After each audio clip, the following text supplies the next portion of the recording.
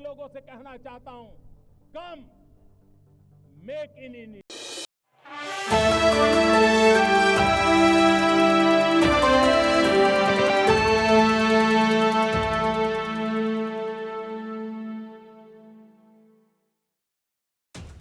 रूस के राष्ट्रपति व्लादिमीर पुतिन ने एक बार फिर भारत की जमकर तारीफ की और कहा कि भारत और रूस में सहयोग लगातार बढ़ रहा है। पुतिन ने भारत को महान देश बताया और कहा कि भारत की आर्थिक तरक्की और इसकी विशालता को ध्यान में रखते हुए इसे वैश्विक महाशक्तियों की सूची में शामिल किया जाना चाहिए।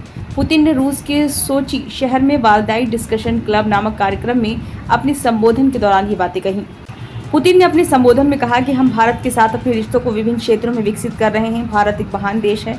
यह आर्थिक विकास के मामले में बड़ी अर्थव्यवस्थाओं के बीच भी प्रमुख है। इसकी जीडीपी 7.4% की दर से बढ़ रही है। रूस और भारत के बीच सहयोग हर साल बढ़ रहा है। पुतिन ने सोवियत संघ के समय से भारत के साथ रूस के रिश्तों पर बात की और दोनों देशों के रिश्तों को बेहद खास बताया।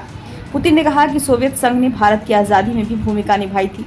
पुतिन ने कहा कि भारत को वैश्विक महाशक्तियों की सूची में शामिल किया जाना चाहिए।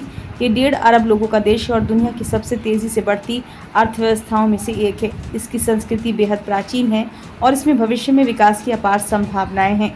रूसी राष्ट्रपति ने कहा कि भारत और रूस रक्षा क्षेत्र में भी सहयोग बढ़ा रहे हैं। उन्होंने कहा कि भारतीय सेनाओं के पास कई रूसी हथियार हैं।